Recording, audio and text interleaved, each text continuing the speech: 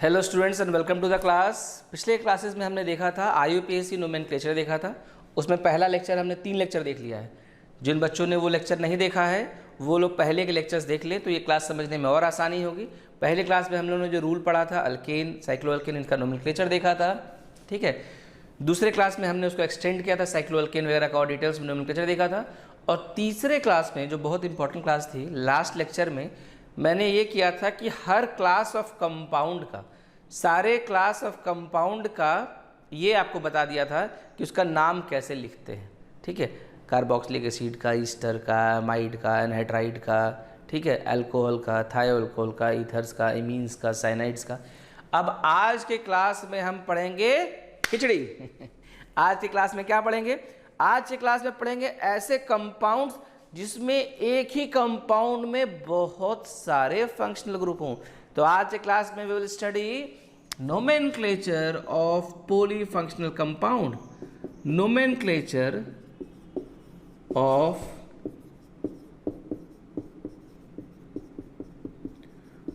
Polyfunctional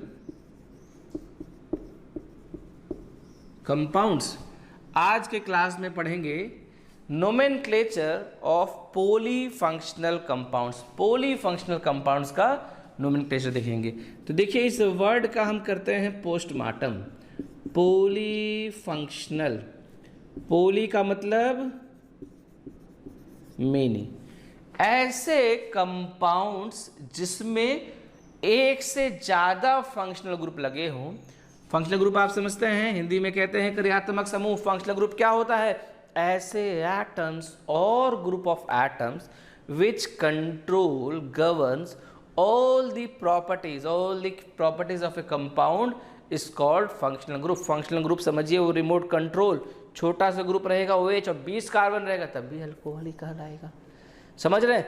तो वो atom और ग्रुप ऑफ एटम जो एक कंपाउंड की सारी प्रॉपर्टीज को गवर्न करती है उसे हम फंक्शनल ग्रुप कहते हैं।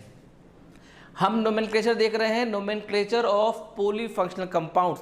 पॉलीफंक्शनल कंपाउंड्स का नोमेनक्लेचर देख रहे हैं। तो what is a polyfunctional compound और इसका नोमेनक्लेचर क्या होगा? तो ऐसे कंपाउंड जिसमें एक से ज़्यादा फंक्शनल ग्रुप लगा होता है उसको हम पॉलीफंक्शनल ग्रुप कहते हैं। चलिए मैं आपको एग्जांपल देता हूँ। इसको समझने के लिए हमें एक कॉन्सेप्ट समझना पड़ेगा, प्रायोरिटी टेबल। क्या है प्रायोरिटी टेबल? पहले वो समझिए। एक है आपका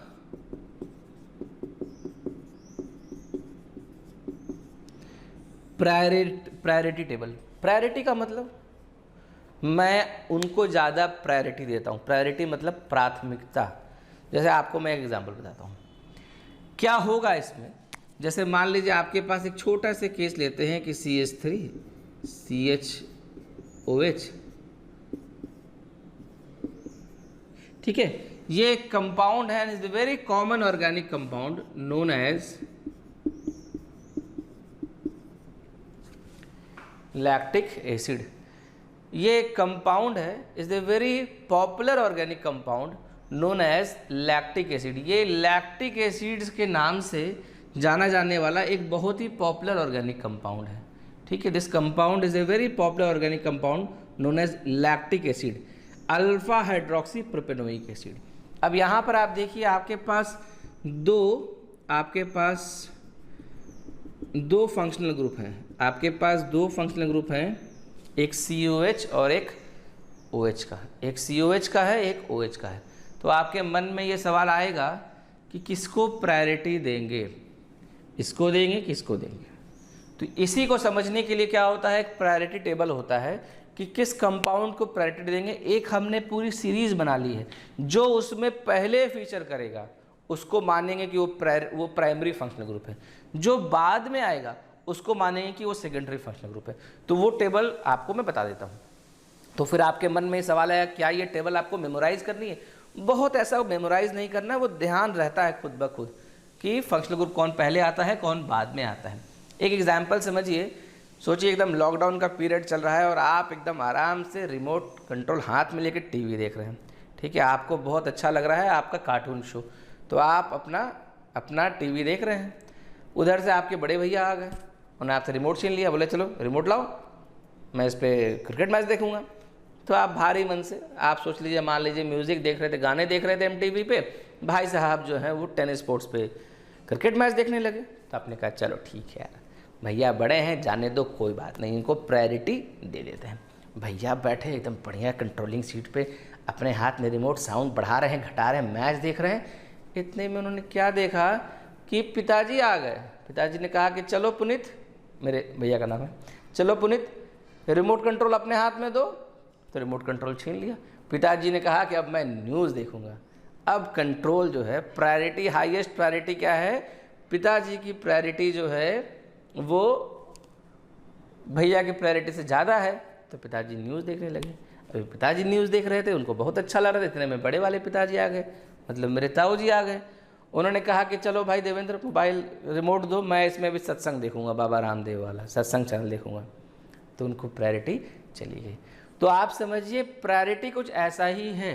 सीरीज़ में अगर लड़ाई हो जाए कार्बोक्सिलिक एसिड और हाइड्रोक्सिल ग्रुप में, तो इसकी प्रायोरिटी ज़्यादा होती है, इसकी प्रायोरिटी कम होती है। ठीक है, अब हम नोमेनक्लेचर ऐसे करेंगे कि ये आपका जो ग्रुप है ना COH, ये आपका हो जाएगा प्राइमरी फंक्शनल ग्रुप, ये आपका हो जाएगा प्राइमरी फंक्शनल ग्रुप, ये आपका हो जाएगा प्राइमरी फंक्शनल ग्रुप, और ये आपका हो जाएगा सेकेंडरी फंक्शनल ग्रुप। ठीक है, मैंने आप लोगों को बताया था जब किसी भी ऑर्गेनिक कंपाउंड का नाम लिखते हैं तो क्या बताया था, एक होता है वर्ड रूट। ठीक, ये वर्ड रूट क्या है, वर्ड रूट बताता है उसमें कितने कार्बन हैं। इधर आप सोचिए मोटा मोटी कि इधर आपका लगता है प्राइमरी फंक्शनल ग्रुप, वैसे तो लगता है इसमें प्राइमरी फंक्शनल ग्रुप और प्राइमरी सफिक्स। प्राइमरी सफिक्स क्या है, प्राइमरी सफिक्स खाली ये बताता है कि वो डबल बॉन्ड कंपाउंड है कि ट्रिपल बॉन्ड कंपाउंड है कि सिंगल बॉन्ड कंपाउंड है। तो इधर लगता है प्राइमरी फंक्शनल ग्रुप, और इधर जो इसके पहले प्रीफिक्स में होता है वो होता है सेकेंडरी फंक्शनल ग्रुप, ये होता है सेकेंडरी फंक्शनल ग्रुप। ठीक है, तो जो सेकेंडरी फंक्शनल ग्रुप है वो लगता है प्रीफिक्स में। प्रीफिक्स मतलब नाम के पहले, सफिक्स मतलब नाम के बाद। तो यहां पर हम देखते हैं कि भाई ये प्राइमरी फंक्शनल ग्रुप है तो इसकी प्रायोरिटी ज़्यादा है, तो 1 2 3। तो यहाँ 2 नंबर पे OH है। मैंने क्या बताया था पिछले क्लास में, अगर ये प्राइमरी फंक्शनल ग्रुप होता तो ये ओल लगता, OL, लेकिन अब ये प्राइमरी फंक्शनल ग्रुप नहीं है। तो जब ये प्राइमरी फंक्शनल ग्रुप नहीं है, सेकेंडरी है, तो अब ये प्रीफिक्स लगेगा। तो इसका प्रीफिक्स जो होगा वो हो जाएगा आपका 1 2 3। इसका प्रीफिक्स हो जाएगा हाइड्रोक्सी। अल्कोहल का प्रीफिक्स होता है हाइड्रोक्सी। मैं सबका प्रीफिक्स और सफिक्स आज के क्लास में जब आप लोग को असाइनमेंट दूंगा तो साथ में उसका एक अटैचमेंट डाल दूंगा प्रायोरिटी टेबल के नाम से। तो आप सारा लिस्ट देख लेंगे, उसमें आप देख लेंगे अगर प्राइमरी फंक्शनल ग्रुप है तो प्रीफिक्स, तो सफिक्स क्या लगेगा, और अगर प्राइमरी फंक्शनल ग्रुप नहीं होकर सेकेंडरी फंक्शनल ग्रुप है तो प्रीफिक्स क्या लगेगा। जैसे अल्कोहल, अल्कोहल जो है अगर वो बाद में लगता है तो ओल होता है, पहले लगता है तो हाइड्रोक्सी होता है। कार्बोक्सिलिक एसिड बाद में लगता है तो ओइक एसिड होता है, पहले लगता है तो कार्बोक्सी होता है। ऐसे केसेस देखेंगे जहां पर ये प्राइमरी फंक्शनल ग्रुप नहीं है। तो ठीक है, तो इस कंपाउंड में 2 नंबर पे है हाइड्रोक्सी, तो आप लिखेंगे 2 हाइड्रोक्सी। ठीक है, 2 हाइड्रोक्सी प्रोपेनोइक एसिड। ठीक है, मैंने पिछले क्लास में बताया था कि भाई ये कार्बोक्सिलिक एसिड है क्या, ये तो है अमिताभ बच्चन, मैं जहाँ से खड़ा होता हूँ लाइन वहीं से बनती है। तो साहब ये आपके अमिताभ बच्चन है, तो कार्बन नंबर 1 है, इसलिए प्रोपेनोइक 1 एसिड नहीं लिखे हैं, प्रोपेनोइक एसिड नहीं लिखे। प्रोपेनोइक एसिड अपने आप में पता है कार्बन नंबर 1 कार्बोक्सिलिक एसिड के पास ही होगा। तो इस कंपाउंड का नाम हो जाएगा 2 हाइड्रोक्सी प्रोपेनोइक एसिड। तो जल्दी से इसको नोट कर लीजिए, और मैं आपको एक बार प्रायोरिटी टेबल बोर्ड पर भी लिख के दिखा देता हूं। ठीक है, ये देखिए मैंने प्रायोरिटी टेबल इस तरह से लिख दिया कि सबसे ज़्यादा प्रायोरिटी देते हैं कार्बोक्सिलिक एसिड को, उसके बाद सल्फोनिक एसिड को। याद रखिएगा ये एक डिस्कशन का मुद्दा है कि which has a higher priority, is it carboxylic acid और सल्फोनिक एसिड। कार्बोक्सिलिक एसिड और सल्फोनिक एसिड में ज़्यादा प्रायोरिटी किसको है, इस पर कुछ डिस्प्यूट भी है, लेकिन अभी हम कार्बोक्सिलिक एसिड की प्रायोरिटी सबसे ज़्यादा मानते हैं। कार्बोक्सिलिक एसिड, फिर सल्फोनिक एसिड, ये आपका है एनहाइड्राइड, ये आपका है ईस्टर, ये आपका है एसिड क्लोराइड, ये आपका है एमाइड, फिर साइनाइड, फिर कार्बोक्सिलिक एसिड में कार्बोनाइल कंपाउंड में पहले एल्डिहाइड, फिर कीटोन, अल्कोहल, अल्कोहल के बाद थायो अल्कोहल, अमीन। अब ये जो है ना, ये सब आपका ईथर हो गया, हेलो, नाइट्रो, ये सब प्रीफिक्स में ही लगते हैं, सफिक्स में लगते ही नहीं हैं। ठीक है, तो अब हम इस कंपाउंड का नाम देखते हैं। तो ये आपका हो गया नाइट्रो ग्रुप, ये हेलोजन, ये ईथर और ये एमीन। यहाँ से समझिए जब IUPAC नेम लिखेंगे तो ये लोग हमेशा प्रीफिक्स ही में रहते हैं, चाहे साथ में कोई भी हो। देखे होंगे आप लोग इस कंपाउंड का नाम, ठीक, CH3CH2NH2। IUPAC नेम इसका होगा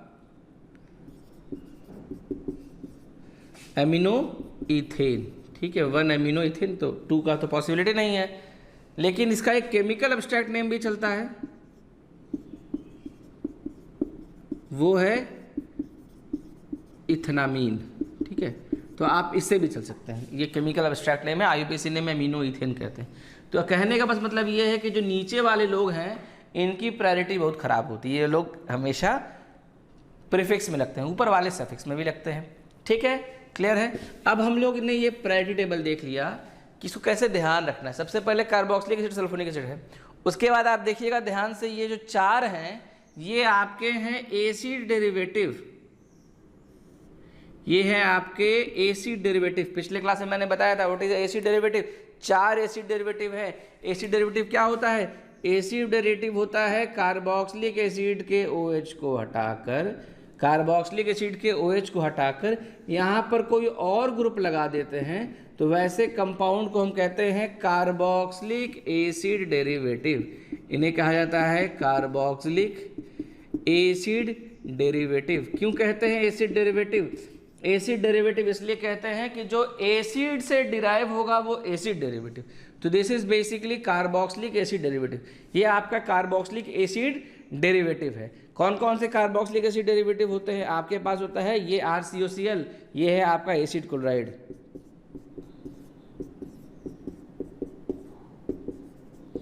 ये है आपका एनहाइड्राइड, ये है आपका ईस्टर और ये है एमाइड। तो ये चारों आपके एसिड डेरिवेटिव हैं। एसिड डेरिवेटिव में सबसे ज़्यादा प्रायोरिटी होती है एनहाइड्राइड की, फिर होती है ईस्टर की, फिर है एसिड क्लोराइड की और फिर है अमाइड की। ठीक है, उसके बाद आता है, एक ध्यान रखिएगा, साइनाइड, और साइनाइड के बाद ये दोनों हैं आपके कार्बोनाइल कंपाउंड। ठीक है, ये है आपके कार्बोनाइल कंपाउंड। तो कैसे हम ध्यान रखेंगे? सबसे ऊपर कार्बोक्सिलिक एसिड, फिर आएगा सल्फोनिक एसिड, उसके बाद 4 एसिड डेरिवेटिव, उसके बाद साइनाइड, साइनाइड के बाद कार्बोनाइल कंपाउंड। तो कार्बोनाइल कंपाउंड में ध्यान रखना है एल्डिहाइड की प्रायोरिटी ज़्यादा होगी। पिछले क्लास में बताया था एल्डिहाइड की प्रायोरिटी ज़्यादा होगी, कीटोन की प्रायोरिटी कम होगी, उसके बाद अल्कोहल और उसके मौसी का लड़का यानी थायो अल्कोहल, OH और SH, थायो अल्कोहल।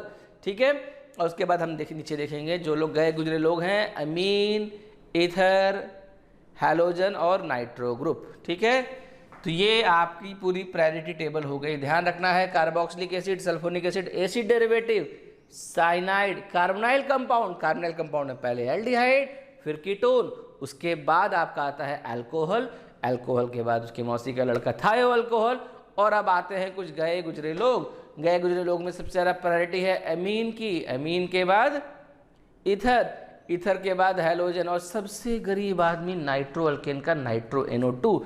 तो ये बात हमने समझ ली प्रायोरिटी टेबल में। अब मैं कुछ एग्जाम्पल दूंगा और उसके आधार पे, इसी प्रायोरिटी टेबल के आधार पे काम करेंगे। ठीक है, नोट कर लीजिए। ठीक है, तो इसमें जो 2 बातें आपको नोट करनी है वो ये कि when an organic compound contains, जब कोई भी organic compound, when an organic compound contains more than 1 functional group, जब किसी भी ऑर्गेनिक कंपाउंड में एक से ज़्यादा फंक्शनल ग्रुप होगा, more than 1 functional group, when an organic compound contains more than 1 functional group, then senior functional group, senior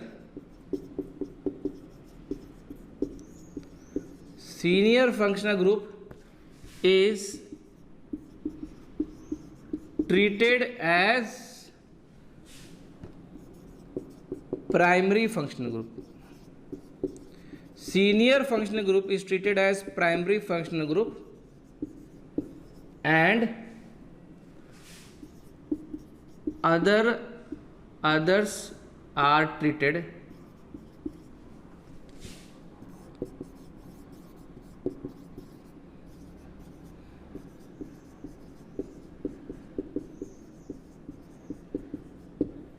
as substituent.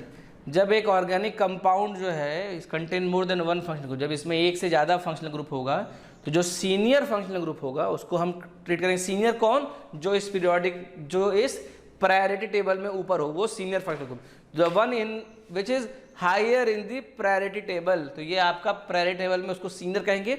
उसको हम कहेंगे कि भाई यही आपका सफिक्स में लगेगा, प्राइमरी फंक्शनल ग्रुप है।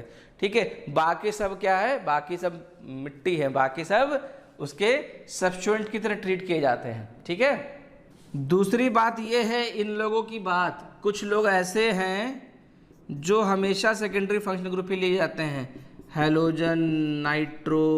ठीक है, ये सब हमेशा सेकेंडरी ही लिए जाते हैं, प्राइमरी लिए ही नहीं जाता, हमेशा प्रीफिक्स में ही आएंगे। These are always treated as secondary functional group. ठीक है, तो अब हम लोग इस बात को समझ गए कि हमारे पास एक से ज़्यादा कंपाउंड होगा तो उसका जो कॉन्सेप्ट होगा वो ये होगा कि पहले जो छोटा वाला है जिसको हायर प्रायोरिटी देंगे, सीनियर फंक्शनल ग्रुप है, उसको आप प्राइमरी लेंगे और उसको लगाएंगे सफिक्स में नाम के बाद, बाकी सब सब्स्टिट्यूएंट है वो सब नाम के पहले लगेंगे। अब इस पर हम लोग कुछ क्वेश्चन करते हैं और समझने का प्रयास करते हैं। तो ये कंपाउंड पहला एग्जाम्पल है CH3CHNH2। यहाँ पर आप ले लीजिए कुछ क्लोरो, मान लेते हैं CHOH, और ये आपका कार्बन चेन खत्म हो गया, 5 कार्बन का CH3। ठीक है, अब हम एक एक करके इस कंपाउंड का नाम देखते हैं। तो यहाँ पर देखिए आपके पास OH है, क्लोरीन और अमीन है। ये दोनों तो गए गुजरे दुनिया के लोग थे, तो हाईएस्ट प्रायोरिटी ये होगी OH की। अब आप सबसे लंबा चेन चुनिए जिसमें ये OH आता हो, पहली बात, और सबसे छोटे नंबर पे आता हो। तो चेन में तो कोई कॉन्सेप्ट कन्फ्यूजन है ही नहीं, एक यही आपका चेन दिख रहा है, यही आपका एक चेन दिख रहा है।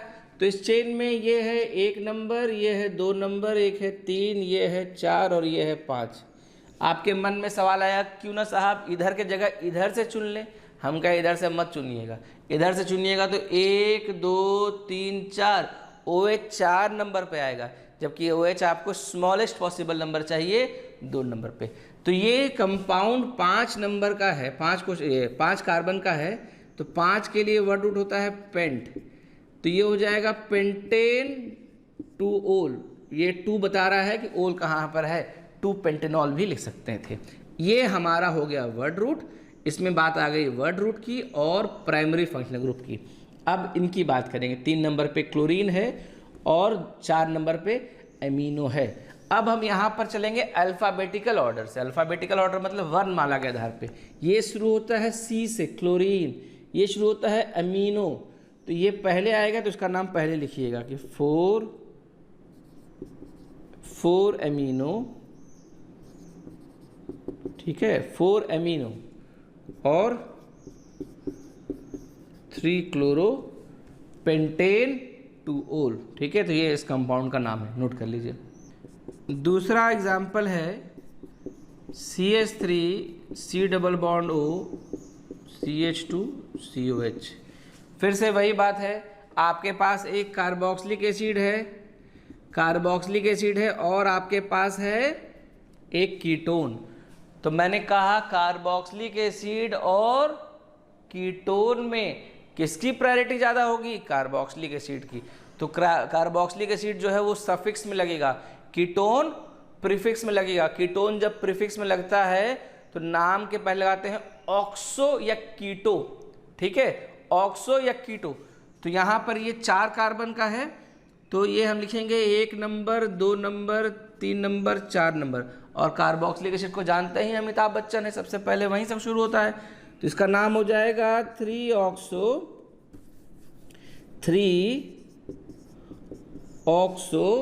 4 कार्बन का है तो ये हो जाएगा butanoic acid, three oxo butanoic acid. Note कर लीजिए। तीसरा एग्जाम्पल है, थर्ड एग्जाम्पल आप ले रहे हैं कि एक एग्जाम्पल लेते हैं C डबल बॉन्ड हो H, ये आपका हो गया एल्डिहाइड ग्रुप, CH2 मान लीजिए C डबल बॉन्ड हो,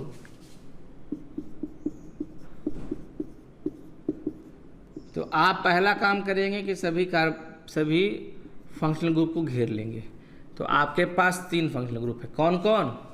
कार्बोक्सिलिक एसिड, कीटोन और एल्डिहाइड। देखिए ये बहुत ज़रूरी है, आपको सारे क्लास ऑफ कंपाउंड को पहचानना आना चाहिए। सबकी क्या पहचान है कहिए तो मैं फिर से बता दूं। कार्बोक्सिलिक एसिड क्या पहचान है? COH। चलिए यहीं से देख लीजिए ना, कार्बोक्सिलिक एसिड पहचान है COH, सल्फोनिक एसिड पहचान है SO3H, ठीक है। एक है एल्डिहाइड CHO, एल्डिहाइड है CHO और कीटोन है C डबल बॉन्ड O, और ये बाइवेलेंट कंपाउंड है तो दोनों तरफ रहेगा। तो यहाँ पर फिर से वही बात है कि 6 कार्बन है, लेकिन इसको 6 कार्बन नहीं मानेंगे। 1 2 3 4 5। आपके मन में आ रहा होगा कि इसका कार्बन क्यों काउंट नहीं किए। इसका कार्बन तभी काउंट करेंगे जब ये प्राइमरी फंक्शनल ग्रुप है। यहाँ पर साहब ये प्राइमरी फंक्शनल ग्रुप नहीं है, एक सबस्ट्रेंट की तरह लिया जाएगा जो कि 5 नंबर कार्बन पर था।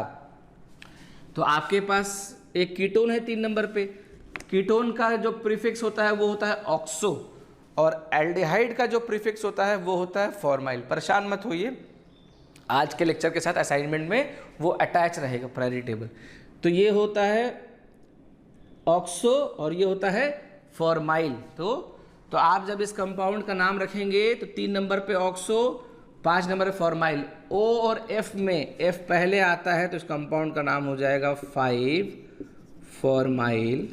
Formyl,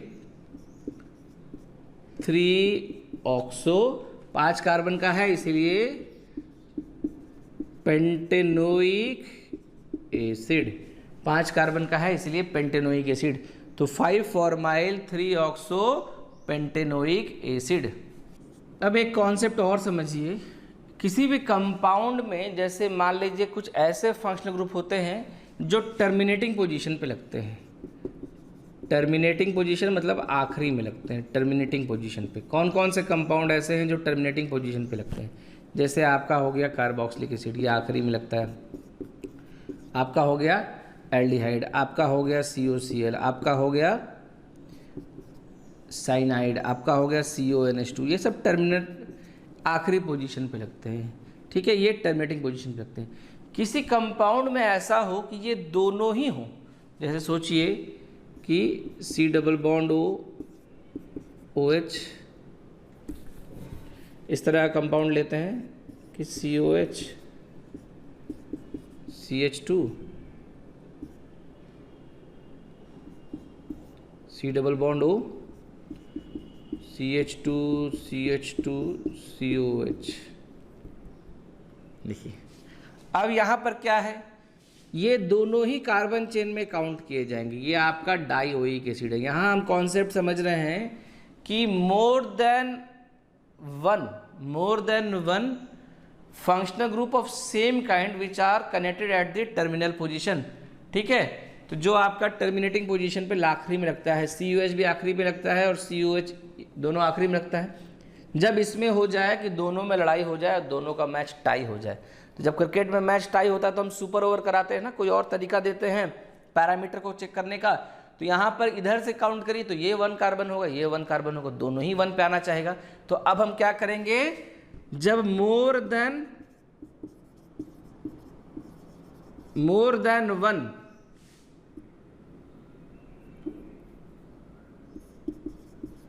terminating, more than one terminating functional group, more than one terminating functional group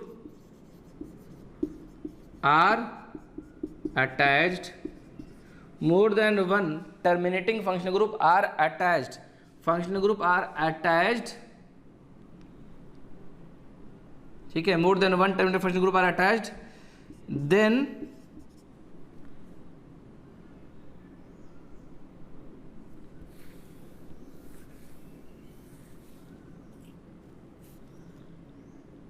आप कहते हैं more than one terminating functional group of same kind, more than one terminating functional group of same kind are present. जब एक से ज़्यादा terminating functional group एक जैसा present होगा तो आप कहते हैं principal chain is selected containing the groups, principal chain दोनों को लेते हुए लिया जाएगा, एंड नंबरिंग इज डन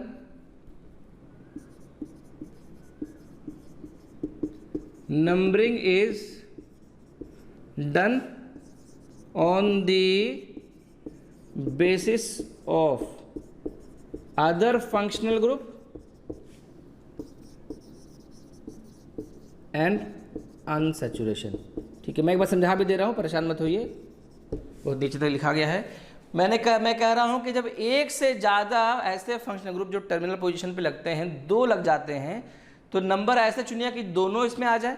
अगर यहाँ पे 8 कार्बन लगा होता सीधे तो भी हम उसको नहीं लेते, उसको हम सेकेंडरी लेते, आप इसी को लेंगे प्राइमरी फंक्शनल ग्रुप। ठीक है, और अब जो नंबरिंग होगा वो इस तरह से होगा कि जो आपका और फंक्शनल ग्रुप है या डबल बॉन्ड ट्रिपल बॉन्ड है, इसको लोएस्ट पॉसिबल नंबर मिले। जब ये बात करेंगे तब ये कंपाउंड लिखाएगा। तो इस कंपाउंड में देखिए इधर से लिखेंगे तो 1 2 3 4, इसको 4 नंबर मिल रहा है, यहाँ मिल रहा है 1 2 3, तो 1 2 3 4 5 6। इस कंपाउंड का नाम होगा, 3 नंबर पे ऑक्सो है, 3 ऑक्सो। ठीक है, और 6 नंबर पे है, 1 और 6 पे एसिड है, तो ये हो जाएगा hexane dioic acid, hexane dioic acid.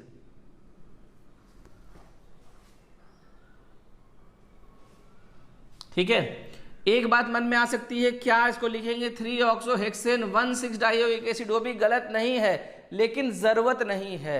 वो ऑब्वियस है कि हेक्सेन डाइओइक एसिड ही होगा। डाइओइक एसिड डालेंगे तो पहले और आखिरी में ही आएगा हेक्सेन डाइओइक एसिड, नोट कर लीजिए। अगला इसी में देखिए एग्जाम्पल है, cyanide CH2 CH3 CH2 CH2 4 मान लीजिए। ठीक है, इस कंपाउंड का नाम लिखना है। तो यहाँ पर जब आप फंक्शनल ग्रुप आइडेंटिफाई करिएगा तो एक तो साइनाइड है और ये साइनाइड है। मैंने बताया ये ऐसे ग्रुप हैं जो आखिरी पोजीशन पे लगते हैं, लास्ट में लगते हैं। ठीक है, तो ये साइनाइड है, ये साइनाइड है। तो हम लोग क्या करेंगे, कार्बन चेन देखिए ये वाला नहीं चुन सकते हैं, ये गलत हो जाएगा। क्यों? अगर आप इसको कार्बन चेन चुन लेंगे तो ये आपके प्राइमरी चेन में नहीं आएगा। तो इस तरह का चेन नहीं चुनना है जिससे कोई आदमी जो है वो घर का फूफा बन जाए अदरवाइज नहीं लीजिएगा। ऐसा मत चुनिएगा कि कोई शादी में नाराज हो जाए कि भाई हमें नए कपड़े नहीं मिले, मैं नहीं आऊँगा शादी में।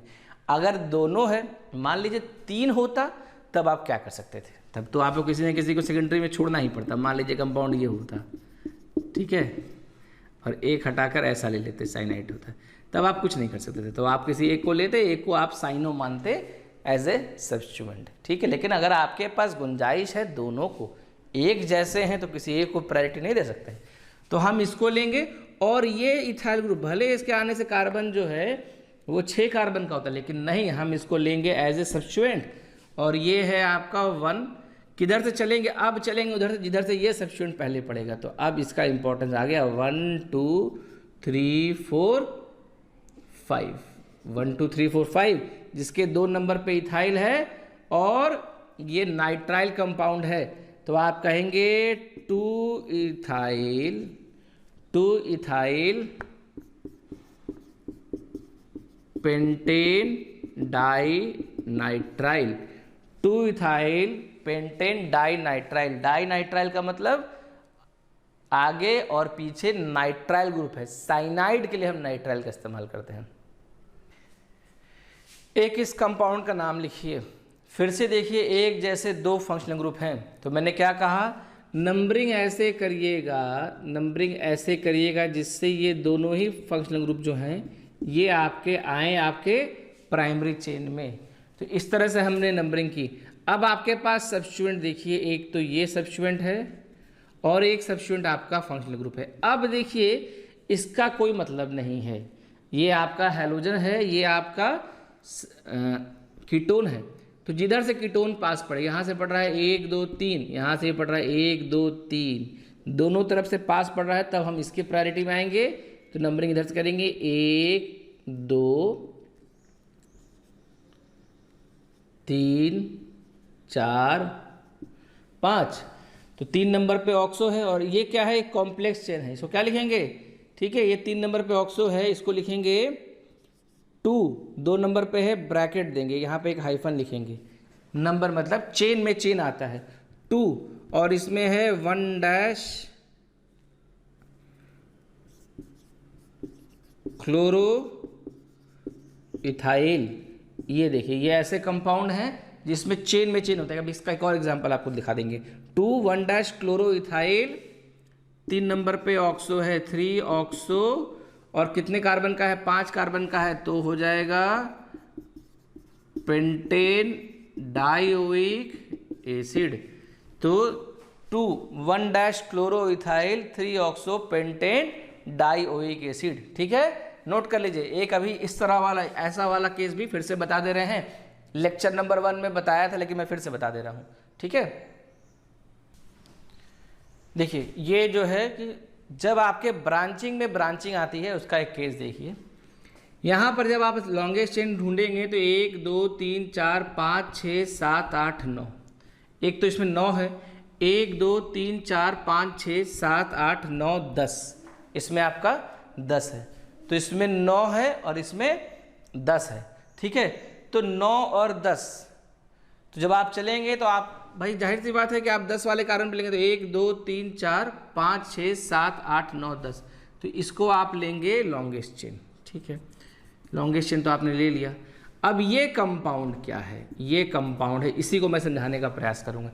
खाली एक काम ये कर लीजिए, किधर से ये कंपाउंड पास पड़ रहा है, 1 2 3 4 5, 1 2 3 4 5 6, तो नंबरिंग इधर से होगी 1 2 3 4 5 6 7 8 9 10।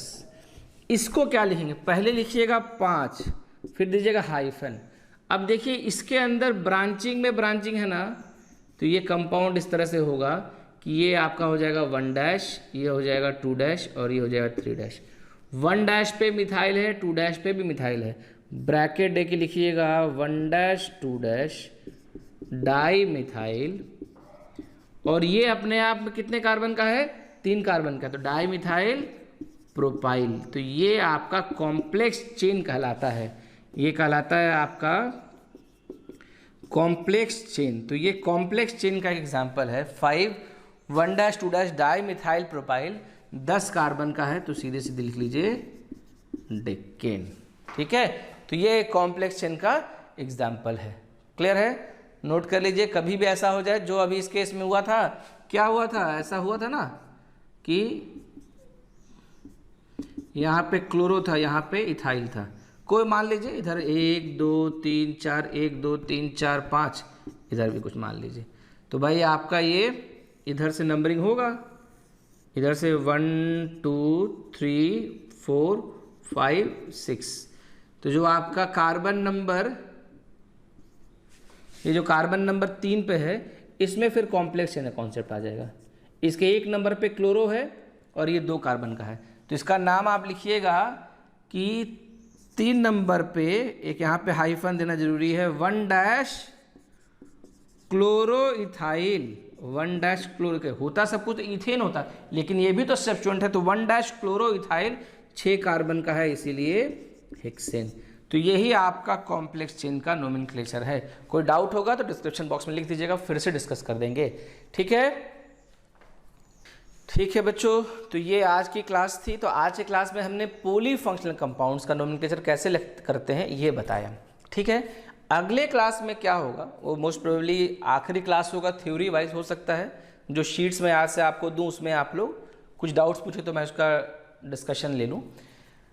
तो जो अगला क्लास होगा उसमें क्या होगा, अभी तक आपको ऐसे केसेस मिले जहाँ पर कंपाउंड दिया हुआ था और इस गिवन कंपाउंड से आप क्या करते थे, इस गिवन कंपाउंड से आप नाम लिखते थे। अब हम ऐसा केस देखेंगे अगले क्लास में जहाँ पे नाम दिया रहेगा और आपको वहाँ से स्ट्रक्चर बताना है। ठीक है, तो ये आज 4th लेक्चर है। Again is a very important part. अभी तक जितना पढ़ा तीनों का सार है ये। पहले लेक्चर में पढ़ा था अल्केन का नोमेनक्लेचर, वो इसमें है। साइक्लिक कंपाउंड का नोमेनक्लेचर इसमें आ सकता है। ठीक है, 3rd लेक्चर में पढ़ा था सब क्लास ऑफ कंपाउंड का, सारे क्लास ऑफ कंपाउंड का नोमेनक्लेचर वो भी इसमें है। ठीक है, तो आज का टेक अवे ये है कि पॉलीफंक्शनल कंपाउंड क्या होते हैं, ऐसे कंपाउंड जिसमें एक से ज़्यादा फंक्शनल ग्रुप होते हैं। तो उसमें क्या करते हैं, उसमें 3 बातें मैंने आपको बताई हैं। पहली बात ये बताई कि अगर एक से ज़्यादा फंक्शनल ग्रुप होता है तो पहला काम ये करिएगा कि प्रायोरिटी टेबल के आधार पे, ये आपका है प्रायोरिटी टेबल, प्रायोरिटी टेबल के आधार पे जिसकी प्राथमिकता ज़्यादा होगी उसको सीनियर मानेंगे, उसको सफिक्स में मानेंगे, उसको सफिक्स में लगाएंगे, उसको कहेंगे प्राइमरी फंक्शनल ग्रुप, और बाकी सब माटी, बाकी सब क्या है, सेकेंडरी फंक्शनल ग्रुप। तो पहली बात ये सीखी थी। दूसरी बात सीखी थी, कुछ ऐसे गरीब लोग हैं जो हमेशा सेकेंडरी में ही लगते हैं, नाइट्रो, हेलो, ईथर, ये सब हमेशा सेकेंडरी में लगते हैं। ठीक है, ये 2 बात सीखी। तीसरी बात सीखी हमने कि अगर एक जैसे ऐसे ग्रुप जो टर्मिनल पोजीशन पे लगते हैं, जैसे कार्बोक्सिलिक एसिड, एल्डिहाइड, साइनाइड, फिर एसिड क्लोराइड, ये लोग हमेशा आखिरी पोजीशन पे लगते हैं। नहीं होता कुछ बच्चे दौड़ के आते हैं और कहते हैं कि मैं तो सबसे आखिरी बेंच पे बैठता हूँ, और बाद में ऐसे कुछ बड़े बड़े भी लोग हैं जो प्राउडली कहते हैं कि that we are the proud back benchers, और हम लोग सबसे आखिरी की बेंचर्स पे बैठे थे। मैं अपना स्टेटस नहीं क्लियर कर रहा हूँ कि बैक बेंचर था कि नहीं। तो उसके बाद वैसे लोग हो जाएंगे तो हम उस चेन को लेंगे जिसमें दोनों फंक्शनल ग्रुप आ जाएं, जब वो 2 बार होंगे तो। और अब जो नंबरिंग होगा वो होगा लोएस्ट सम रूल, और इसका आधार बनेगा अनसैचुरेशन, और जो दूसरे फंक्शनल ग्रुप या सब्स्टिट्यूएंट उसमें लगाए गए हैं उसके आधार पे। तो ये 3 बातें हमने आज समझी हैं। Poly functional compound is important topic, इसको बहुत ध्यान समझ लीजिए। और इसके एक क्लास के बाद अब हम लोग आइसोमरिज्म पढ़ेंगे। ठीक है, तो स्टूडेंट्स, जैसा मैंने मैथ्स क्लास में भी पिछले लास्ट डे बताया था कि हम लोग भी लॉकडाउन में अपने आप को रीइन्वेंट कर रहे हैं। शायद क्लासरूम में मैं इतना डिटेल्स में ना पढ़ाऊँ, अभी टाइम मिला है तो मैं और भी किताबों का अध्ययन कर रहा हूँ। तो कोशिश कर रहा हूँ कुछ भी आपके लिए छूटे नहीं, कुछ नया मिले, नया फ्लेवर भी आपके पास पहुँचे। तो आप लोग भी बहुत मेहनत से इसको पढ़िए, क्योंकि मैं इस वीडियोज़ को बनाने के लिए, यहाँ तक पहुँचने के लिए बहुत मेहनत करके आता हूँ। खुद से किताबें पढ़ता हूँ, इंटरनेट पे देखता हूँ, कुछ और वीडियोस बनाने से पहले समझता हूँ चीज़ों को। ठीक है, तो ये हमारी मेहनत तभी सार्थक होगी जब आप इन वीडियोस को ध्यान से देखेंगे, और आज का ये असाइनमेंट भी होगा। ठीक है, थैंक यू वेरी मच। और लास्ट में एक फॉर्मल अपील, जिन बच्चों ने हमारे चैनल को नहीं सब्सक्राइब किया है, please subscribe our channel Uprise Academy, जिससे हम और वीडियोज़, अच्छे वीडियोज़ लिख रहे हैं। ठीक है, थैंक यू वेरी मच।